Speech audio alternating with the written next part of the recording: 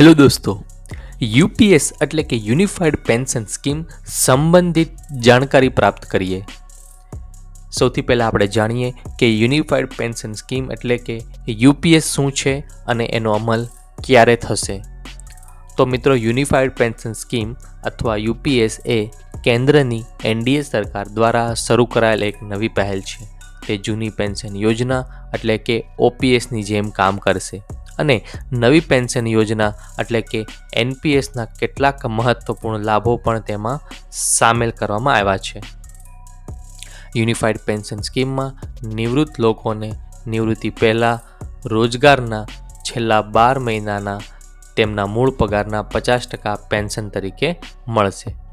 સામાન્ય રીતે 25 વર્ષની સેવા પૂર્ણ કરનારને જ તેનો સંપૂર્ણ લાભ મળશે. જો તમે તમારી નોકરી 10 થી 25 વર્ષની વચ્ચે પૂર્ણ કરી છે તો તમારું પેન્શન તે રીતે એડજસ્ટ કરી દેવામાં આવશે. 24 ઓગસ્ટ 2024ના રોજ મોદી સરકારે યુનિફાઈડ પેન્શન સ્કીમ એટલે કે યુપીએસને મંજૂરી આપી દીધી છે. એને આગામી નાણાકીય વર્ષ એટલે કે 1 એપ્રિલ 2025થી લાગુ કરવામાં આવશે. યુનિફાઈડ પેન્શન સ્કીમમાં નવું શું છે? ખાતરીપૂર્વકનું પેન્શન. કર્મચારીઓને તેમની નિવૃત્તિ પહેલાંના છેલ્લા 12 મહિનાના સરેરાશ મૂળભૂત પગારના 50% પેન્શન તરીકે આપવામાં આવશે. એટલે કે જો કોઈ કર્મચારીને નોકરીના છેલ્લા વર્ષમાં 50,000 રૂપિયાનો બેઝિક પગાર મળે છે તો નિવૃત્તિ પછી તેને દર મહિને 25,000નું પેન્શન મળશે. જેઓ 25 વર્ષથી ઓછા સમયથી સેવામાં છે તેમને સમાન પ્રમાણમાં પેન્શન મળશે. જેઓ 25 કે તેથી વધુ વર્ષોથી સેવામાં છે તેમને સરેરાશ મૂળભૂત પગારના 50% આપવામાં આવશે. પરંતુ જો સેવા 25 વર્ષથી ઓછી અને 10 વર્ષથી વધુ હોય તો તેને તે પ્રમાણે પેન્શનમાં ઘટાડો થશે, મતલબ કે એડજસ્ટ કરવામાં આવશે. 10 વર્ષ કે તેથી વધુ સમયથી નોકરી કરનારાઓને લઘુત્તમ 10,000 રૂપિયાનું પેન્શન મળશે. જો કોઈ કર્મચારીએ 10 વર્ષથી વધુ અને 25 વર્ષથી ઓછા સમય સુધી કામ કર્યું હોય તો પણ તેને ઓછામાં ઓછા 10,000 રૂપિયા પેન્શન ચોક્કસપણે મળશે. ધારો કે કોઈ સરકારી કર્મચારીએ 12 વર્ષની સેવા પછી કોઈ કારણસર નિવૃત્તિ લીધી છે અને તેનો મૂળ પગાર 20,000 કરતાં ઓછો છે તો પણ તેને દર મહિને 10,000 રૂપિયાનું પેન્શન મળશે. આમાં મોંઘવારી ભથ્થું પણ ઉમેરાશે. પરિવારને નિશ્ચિત પેન્શનની રકમના 60%. જો કોઈ કર્મચારી મૃત્યુ પામે છે તો તેના પરિવારને પેન્શનના 60% મળશે. પેન્શન ઉપરાંત લમસમ અમાઉન્ટ. સરકાર દરેક કર્મચારીને તેની નોકરીના દર 6 મહિના પૂર્ણ થવા પર તેના પગારના 10% અને આ મહિનાઓ માટે ડીએ નિવૃત્તિ પછી એકમ રકમ તરીકે આપશે. મતલબ કે જો કોઈ કર્મચારીએ 10 વર્ષ અને 3 મહિના કામ કર્યું છે તો તેને 10 વર્ષનો પગાર અને ડીએ એકમ રકમ તરીકે આપવામાં આવશે. શું આ યોજના કેન્દ્ર અને રાજ્ય સરકારના બંનેના કાર્યક્ષેત્રમાં આવશે? ના, યુપીએસ અત્યારે માત્ર કેન્દ્રીય કર્મચારીઓ માટે છે. આ કર્મચારીઓની સંખ્યા લગભગ 23 લાખ છે. ભવિષ્યમાં જો રાજ્યો પણ ઈચ્છે તો તેઓ તેમના રાજ્યોમાં આ યોજનાની જોગવાઈઓ લાગુ કરી શકે છે. જો તમામ રાજ્યો એને અપનાવે તો રાજ્યો અને કેન્દ્ર સહિત કુલ 90 લાખ કર્મચારીઓ તેના દાયરામાં આવશે. વર્તમાન એનપીએસમાં કઈ ખામીઓ છે? ડિસેમ્બર 2003 સુધી લાગુ કરાયેલી ઓપીએસમાં સરકાર કર્મચારીઓને તેની તિજોરીમાંથી નિશ્ચિત પેન્શન ચૂકવતી હતી અને તેના લીધે ખર્ચનો જે બોજ છે એ વધી ગયો હતો. અને એ જ ખર્ચના બોજને ઘટાડવા માટે વાજપેયી સરકારે 1 જાન્યુઆરી 2004થી એનપીએસ યોજના લાગુ કરી હતી. એનપીએસનો વિરોધ કરી રહેલા કર્મચારીઓ દલીલ કરી હતી કે એનપીએસ હેઠળ પેન્શન શેર બજાર પર નિર્ભર છે. જો પેન્શનનો અમુક હિસ્સો શેર બજારમાં રોકાણ કરવાથી નફો ન થાય તો પેન્શનમાં ઘટાડો થાય છે. ઉપરાંત એનપીએસ હેઠળ કર્મચારીઓએ તેમના પગારમાંથી પૈસા કપાવવા પડે છે, જ્યારે ઓપીએસમાં કોઈ પણ કપાત વિના પેન્શન તરીકે એક સામટી રકમ પ્રાપ્ત થતી હતી.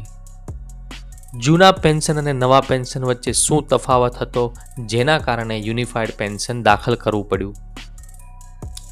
તો એનપીએસ એક રોકાણ યોજના છે મિત્રો. એનપીએસ સરકારી કર્મચારીઓ માટે પેન્શન તેમજ રોકાણ યોજના તરીકે શરૂ કરવામાં આવી હતી. એનપીએસ હેઠળ કર્મચારીઓ ઘણી બેંકો, નાણાકીય સંસ્થાઓ અને ખાનગી કંપનીઓ દ્વારા ઘણી યોજનાઓમાં રોકાણ કરી શકે છે. ઉચ્ચ જોખમ હોવા છતાં આ યોજનાઓ રોકાણ પર માત્ર 15% વળતર આપે છે, જ્યારે ખોટ હોય તો નુકસાન પણ થઈ શકે છે. એનપીએસ હેઠળ કર્મચારીના પગારમાંથી 10% અને ડીએ કાપવામાં આવે છે અને સરકાર પણ તેના ફંડમાં કર્મચારીના પગારના 14% જમા કરાવે છે. આ ફંડનો એક ભાગ કર્મચારી કોઈપણ સમયે ઉપાડી શકે છે. જ્યારે ઓપીએસ એક નિશ્ચિત પેન્શન યોજના હતી.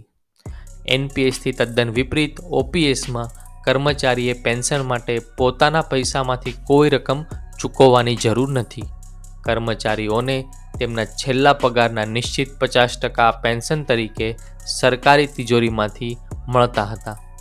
આ ઉપરાંત સરકારે કર્મચારીઓને દર 6 મહિને મોંઘવારી ભથ્થું પણ આપ્યું હતું, જે એનપીએસ હેઠળ બંધ કરવામાં આવ્યું હતું.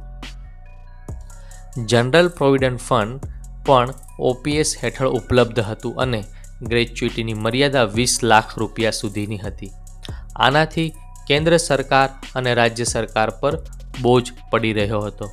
તો મિત્રો, તમને આ સમજાઈ ગયું હશે શા માટે ઓપીએસ એટલે કે જૂની પેન્શન સ્કીમ બંધ કરીને નવી પેન્શન સ્કીમ લાવવામાં આવી રહી હતી. યુનિફાઈડ પેન્શન સ્કીમમાં ઓપીએસ અને એનપીએસની કઈ વિશેષતાઓનો સમાવેશ કરવામાં આવ્યો છે? અત્યાર સુધી એનપીએસ હેઠળ પેન્શન ચૂકવવા માટે કર્મચારીઓ તેમના પગારમાંથી 10% કાપતા હતા. યુપીએસ હેઠળ કર્મચારીઓ પાસે હજુ પણ એ 10% હિસ્સો ચાલુ રહેશે. સરકાર દર વર્ષે એની સમીક્ષા કરી એનો હિસ્સો પણ બદલી શકે છે, પરંતુ કર્મચારીઓના 10% હિસ્સામાં કોઈ ફેરફાર થશે નહીં. મેડિકલ રિએમ્બર્સમેન્ટ અને એરિયર્સમાં કોઈ ફેરફાર કરવામાં આવ્યો નથી. આ બંને લાભો એનપીએસ હેઠળ એ જ રીતે આપવામાં આવી રહ્યા હતા જે રીતે ઓપીએસમાં આપવામાં આવ્યા હતા. ઓપીએસના 2 નિયમો જે યુપીએસમાં પણ સામેલ કરવામાં આવશે. દર મહિને ફિક્સ પેન્શનની માંગને કારણે સરકારે કહ્યું છે કે દર મહિને પગારના 50% પેન્શન તરીકે આપવામાં આવશે. આ જોગવાઈ જે છે એ ઓપીએસ જેવી જ છે. યુપીએસમાં ગ્રેચ્યુટી અને જનરલ પ્રોવિડન્ટ ફંડ અંગે કોઈ અલગથી જાહેરાત કરવામાં આવી નથી. જો કે એવું કહેવામાં આવ્યું છે કે દરેક 6 મહિનાની સેવા પૂર્ણ થવા પર કુલ પગાર અને ડીએના 10% ઉમેરીને એક સામટી રકમ આપવામાં આવશે. કર્મચારી લાભો વિશે 3 વસ્તુ જે સંપૂર્ણપણે નવી છે એ સરકાર કર્મચારીઓના પગારના 14% પોતાના પૈસામાંથી પેન્શન માટે આપતી હતી. હવે સરકાર તેનો હિસ્સો 14%થી વધારીને 18.5% કર્યો છે. એનપીએસ હેઠળ કર્મચારીના મૃત્યુ પછી પરિવારના સભ્યોને મળનારી પેન્શનની રકમ નક્કી કરવામાં આવી ન હતી. હવે યુપીએસ હેઠળ એને પેન્શનના 60% કરી દેવામાં આવ્યા છે. આ ઉપરાંત ઓછી સેવા ધરાવતા કર્મચારીઓ માટે લઘુત્તમ પેન્શન તરીકે 10,000 રૂપિયા પણ નક્કી કરવામાં આવ્યા છે. યુનિફાઈડ પેન્શન સ્કીમ કઈ રીતે એનું છે ગણિત? તો નિવૃત્તિ સમયે છેલ્લા 12 મહિનાના સરેરાશ વેતન પ્લસ ડીએ તેના 50% મળશે. તમારી જાણકારી માટે મિત્રો, કર્મચારીઓને બાકીની રકમ ચૂકવવા માટે 800 કરોડ રૂપિયા મંજૂર કર્યા છે. યુનિફાઈડ પેન્શન સ્કીમ માટે હાલમાં સરકારે વર્ષ 2024થી 25 માટે 6,250 કરોડ રૂપિયા મંજૂર કર્યા છે અને આ ખર્ચ જે છે એ દર વર્ષે બદલાઈ પણ શકે છે. ઈપીએફઓ પોર્ટલ પર પેન્શનનું સ્ટેટસ જાણવા માટેના સ્ટેપ્સ મેં અહીં આપેલા છે. સૌથી પહેલાં તો તમારે ઈપીએફઓ વેબસાઇટ પર જવું પડશે. તેના માટેની લિંક મેં અહીં બાજુમાં આપી છે, epfindia.gov.in. તેના હોમ પેજ પર ઓનલાઈન સર્વિસ વિભાગ શોધો. આ ઓનલાઈન સર્વિસ વિભાગ હેઠળ પેન્શન પોર્ટલ હશે, તેના પર ક્લિક કરો. ત્યાં આગળ તમને વેલકમ ટુ પેન્શન પોર્ટલ નામના પેજ પર નો યોર પેન્શન સ્ટેટસ હશે, તેના પર ક્લિક કરો. ત્યાં આગળ ક્લિક કર્યા બાદ વ્યક્તિએ પોતાનો PPO નંબર, ઓફિસ અને ઓફિસ ID પસંદ કરવો પડશે. ત્યારબાદ પ્રક્રિયા પૂર્ણ કરવા માટે ગેટ સ્ટેટસ બટન પર ક્લિક કરવાનું છે અને તમને તમારું પેન્શનનું જે સ્ટેટસ છે જાણવા મળશે. ખૂબ ખૂબ ધન્યવાદ મિત્રો, મારો વિડીયો સાંભળવા માટે. મને આશા છે કે આમાંથી તમને જરૂરી દરેક ઇન્ફોર્મેશન મળી હશે. આવી જ ઇન્ફોર્મેશન આગળ મેળવવા માટે મારી ચેનલને સબસ્ક્રાઈબ કરો.